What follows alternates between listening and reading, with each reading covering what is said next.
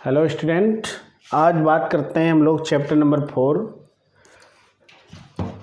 4 संधारित्र की धारिता तथा परावैद्युत।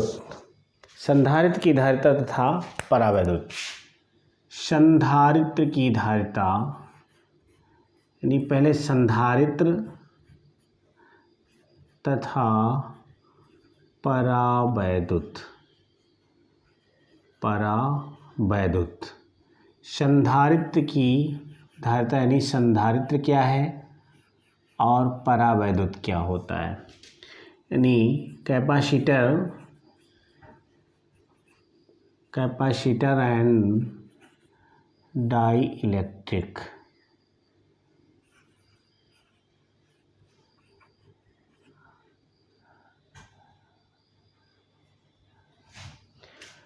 चलिए, इसमें क्या पढ़ना है हम आपको। सबसे पहले ध्यान दीजिएगा, इसमें पहले बात करते हैं कि पदार्थ कितने प्रकार का होता है। किसकी बात करेंगे? पदार्थ। तो ध्यान दीजिएगा, पदार्थ जो सब्सटेंस होता है, पदार्थ कितने प्रकार का होता है। तो पदार्थ जो होता है वो दो प्रकार का होता है। पहला होता है चालक और दूसरा प्रकार होता है अचालक। दूसरा होता है क्या? अचालक। और अचालक को ही क्या बोलते हैं हम? परावैद्युत बोलते हैं। क्या बोलते हैं? परावैद्युत बोलते हैं। क्या बोलते हैं इसको? अचालक को ही क्या बोलते हैं हम? परावैद्युत पदार्थ बोलते हैं। अब बात आएगी चालक क्या होते हैं। चालक की चर्चा करेंगे। तो चालक क्या होता है? बहुत आसान है, देखें। चालक कंडक्टर, यानी चालक होते क्या हैं? तो वे पदार्थ जिसमें मुक्त इलेक्ट्रॉनों की संख्या अधिकतम हो। जिसमें मुक्त इलेक्ट्रॉनों की संख्या अधिकतम होती है।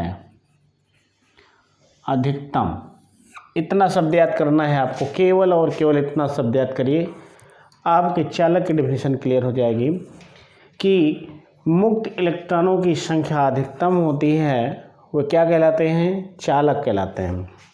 क्या कहलाते हैं? चालक कहलाते हैं। और अब एग्जाम्पल के तौर पे बात करते हैं। अच्छा, इसकी भी चर्चा कर लेते हैं कि मुक्त इलेक्ट्रॉन होते क्या हैं। मुक्त इलेक्ट्रॉन होते क्या हैं। लेकिन मुक्त इलेक्ट्रॉन तथा बद्ध आवेश की चर्चा हम दूसरे टॉपिक में करेंगे। अभी यहाँ मुक्त इलेक्ट्रॉनों की संख्या की बात दूसरे टॉपिक में करेंगे। लेकिन यहाँ पे केवल आपको समझना है कि जिसमें मुक्त इलेक्ट्रॉनों की संख्या अधिकतम होती है वे क्या होते हैं? चालक होते हैं। एग्जाम्पल के तौर पे क्या हो जाएगा? एग्जाम्पल हो जाएगा इसका, जैसे सबसे अच्छा चालक माना जाता है आपका चांदी। चांदी सबसे अच्छा चालक माना जाता है। अगर कहा जाए कि सबसे अधिक चालकता किसकी होती है, तो आंसर में क्या होगा आपका? चांदी होगा। इस तरह तो आपका सोडियम भी होगा, लिथियम भी होगा। ये सब क्या होंगे? बहुत सारे हैं जो आपके चालक होते हैं।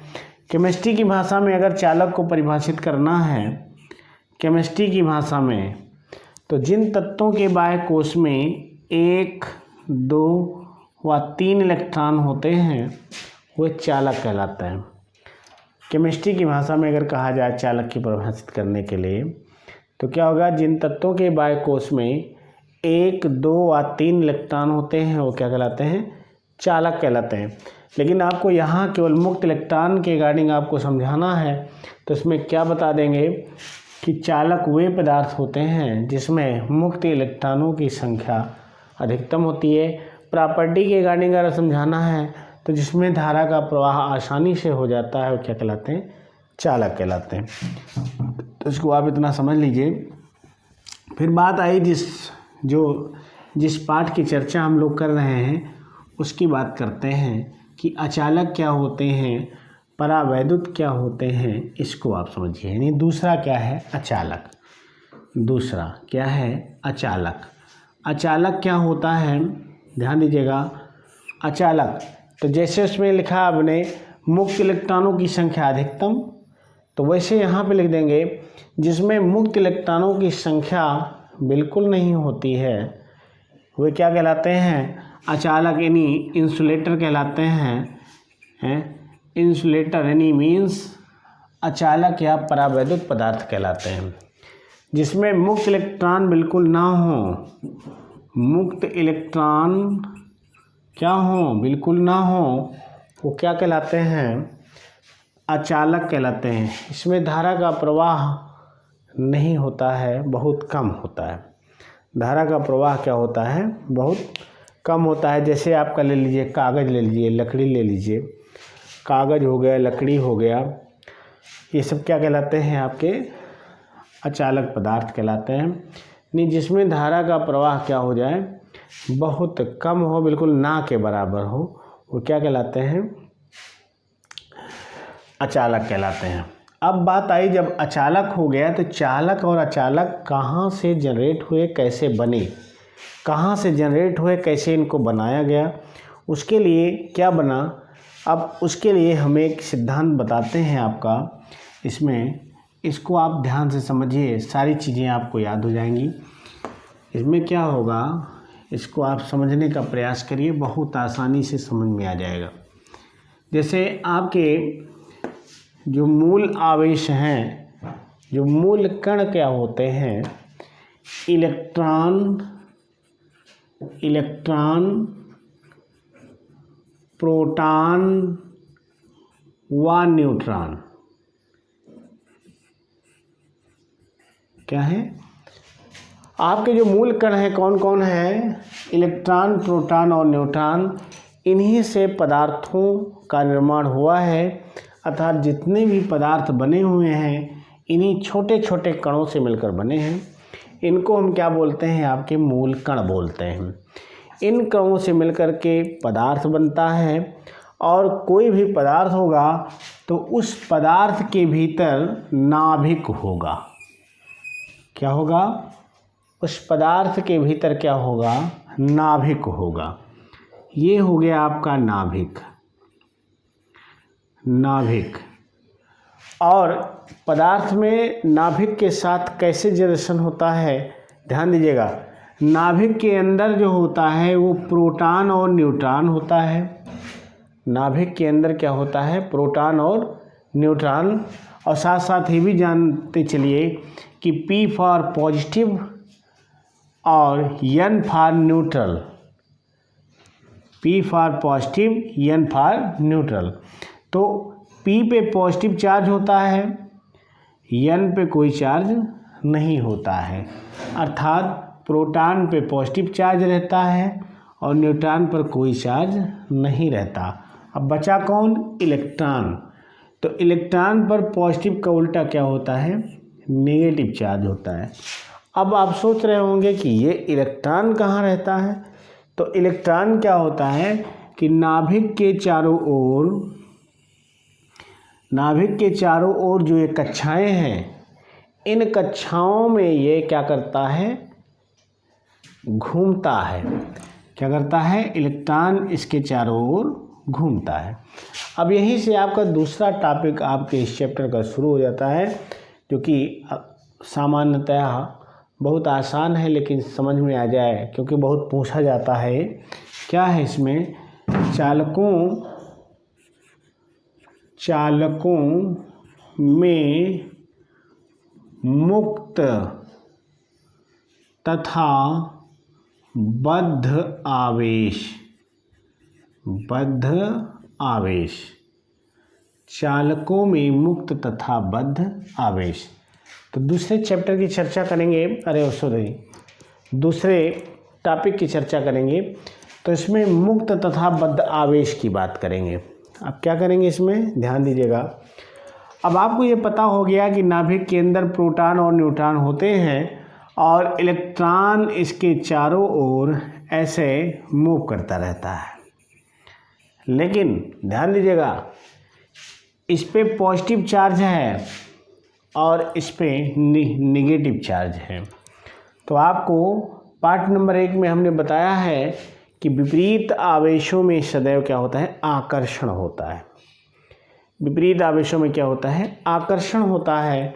अब जब विपरीत आवेशों में आकर्षण हो गया तो ध्यान दीजिएगा ये पॉजिटिव इस नेगेटिव को अपनी ओर क्या करेगा, अट्रैक्ट करेगा, खींचेगा, बहुत तेज़ी से खींचेगा। अच्छा, जब खींचेगा तो उसी को बोलते हैं हम नाभिक का अंतराण्विक बल बोलते हैं, यानी नाभिक का आकर्षण बल भी बोल सकते हैं। यानी नाभिक इन इलेक्ट्रॉनों पर क्या लगाता है, आकर्षण बल लगाता है। अब जब आकर्षण बल लगाता है तो ये इलेक्ट्रॉन इससे बंधे हैं, लेकिन घटना क्या घटने वाली है, ध्यान दीजिएगा कि जैसे जैसे हम बाह्य कक्षाओं में जाते हैं, अब जैसे ये तो नाभिक के बाद पहली कक्षा है, ऐसे जब हम दूसरी कक्षा की बात करेंगे, ध्यान दीजिएगा ये जब हम दूसरी कक्षा की बात करेंगे तो यहाँ जो इलेक्ट्रॉन है वो इस इलेक्ट्रॉन से ज़्यादा दूरी पर हो गया, मतलब इसकी दूरी और इसकी दूरी में डिफरेंस हो गया। देखिए दूरी बढ़ रही है, इसकी दूरी क्या हो गई, इससे ज़्यादा हो गई। तो आप ध्यान दीजिएगा जैसे दूरी ज़्यादा होगी, आपको चैप्टर नंबर 1 में बताया गया है कि जो आकर्षण बल F होता है वो दूरी के वर्ग के क्या होता है, व्युत्क्रमानुपाती होता है। क्या होता है, क्योंकि आपको बताया गया है F बराबर कूलाम का नियम Q 1/4 pi epsilon 0 into Q अपान R स्क्वायर, यानी Q1 Q2 अपान R स्क्वायर। ये इंडिकेशन कर रहा है कि F डिपेंड करता है किस पे, R स्क्वायर पे डिपेंड करता है। अब दूरी के क्या हो गया, वो व्युत्क्रमानुपाती हो गया।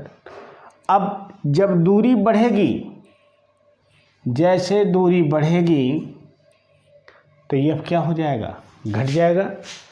अब दूरी बढ़ी तो F क्या हो गया, घट गया। अब जब F घट गया तो इसका आकर्षण बल अधिक है इससे। इसी प्रकार से अन्य कक्षाओं की बात करेंगे, ध्यान दीजिएगा। ऐसे अगली कक्षा चलेगी तो यहाँ पे जो इलेक्ट्रॉन होगा क्या हो जाएगा, इसकी नाभिक से और दूरी बढ़ गई। इसी तरह जैसे जैसे कक्षाएं बढ़ती जाती हैं इनसे, यानी नाभिक से उनकी दूरी भी क्या हो जाती है, बढ़ती जाती है। जब नाभिक से दूरी इनकी बढ़ती जाती है तो क्या होगा, वैद्युत बल भी क्या हो जाता है, कम हो जाता है। जब वैद्युत बल कम हो जाता है तो उसमें क्या होगा कि एक समय ऐसा आता है कि ये नाभिक से क्या हो जाते हैं, निर्मुक्त हो जाते हैं। और जैसे ही निर्मुक्त होते हैं और जिससे निर्मुक्त होते हैं उस पर क्या हो जाता है, उस पर धनावेश आ जाता है। क्या हो जाता है, धनावेश। जैसे Na है, Na का होता है 11 परमाणु क्रमांक। इलेक्ट्रॉनिक विन्यास करेंगे तो 2 8 1 हो जाएगा। इसकी दूरी नाभिक से दूरी ज़्यादा है, तो ज़्यादा होगी तो ये क्या हो जाएगा, यहाँ से निकल जाएगा। जैसे ये निकलता है Na क्या बनाता है, पॉजिटिव बनाता है। क्या बनाता है, Na पॉजिटिव बनाता है। जब Na पॉजिटिव बनाता है तो ध्यान दीजिएगा इसमें क्या होगा कि जो आवेश आया इसी को क्या कहते हैं, हम मुक्त आवेश कहते हैं, मुक्त आवेश कहते हैं। अब जब मुक्त आवेश कहते हैं तो ध्यान दीजिएगा ये इसके जाने से आया मुक्त आवेश, लेकिन जैसे ही ये कटेगा, जैसे ही ये यहाँ से कटेगा, नाभिक का आकर्षण बल इन पर क्या हो जाएगा, बढ़ जाएगा। क्योंकि एक कटा है तो अन्य पर वो अपना शिकंजा कसेगा। तो ध्यान दीजिएगा, इसके जाते ही इस पर इसका आकर्षण बल क्या हो जाता है, बढ़ जाता है, और अर्थात वो उसमें से फिर दोबारा निकल नहीं पाता। अर्थात उसको निकालने के लिए हमें अधिक ऊर्जा की आवश्यकता होगी। किसकी आवश्यकता होगी? अधिक ऊर्जा की आवश्यकता होगी। इस स्थिति में हम क्या करेंगे, उसको हम बोलेंगे बद्ध आवेश बोलेंगे।